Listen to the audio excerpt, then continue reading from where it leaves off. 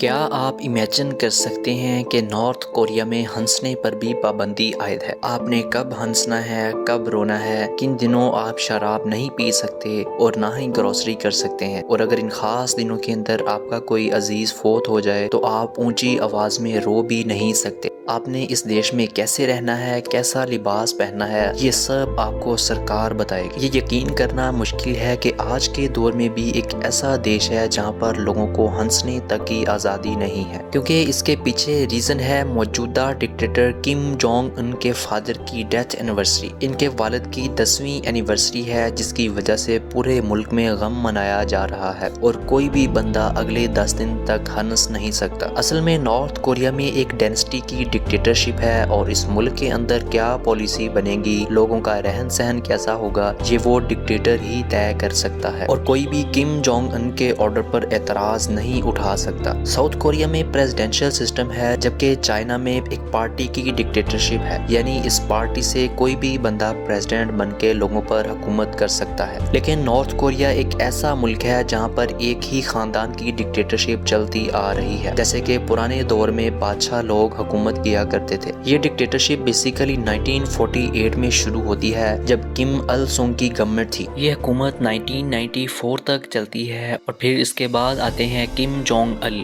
یہ ڈکٹیٹر بھی 2011 تک حکومت کرتے ہیں، کیونکہ اسی سال ان کی ڈیتھ ہو جاتی ہے۔ اس کے بعد سے آتے ہیں موجودہ ڈکٹیٹر، یعنی Kim Jong Un. North Korea میں کورین سینٹرل نیوز ایجنسی کے مطابق 2011 میں جب موجودہ ڈکٹیٹر کے والد کم جونگ کی ڈیتھ ہوتی ہے، تو اسی سال برف کا ایک بہت بڑا طوفان کورین کے سروں پر منڈلا رہا ہوتا ہے۔ اس وقت کے پریزیڈنٹ کی موت کے بعد یہ طوفان اچانک سے تھم جاتا ہے، اور ماؤنٹ پیکٹو کے اوپر موجود آسمان لال کلر سے چمکنے لگ جاتا ہے۔ یہ ریڈ کلر سے اتنا زیادہ چمکتا ہے کہ رکی ہوئی برف ایک بہت بڑی گرجدار آواز کے ساتھ پھٹ جاتی ہے۔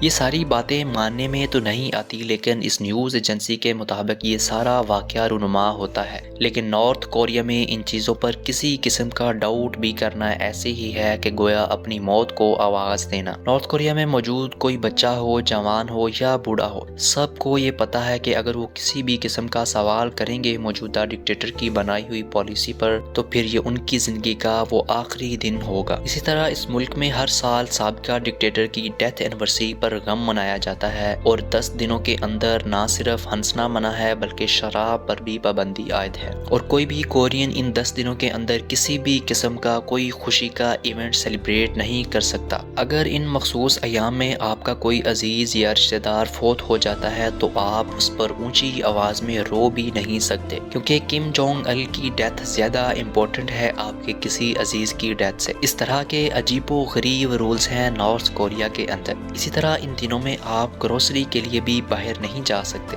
یہ ساری باتیں سننے میں تو مضحکہ خیز لگتی ہیں، لیکن حقیقت میں یہ نارتھ کوریا کے رولز ہیں جن کو کورینز نے سٹرکٹلی فالو کرنا ہوتا ہے اگر انہیں اپنی جان پیاری ہے تو۔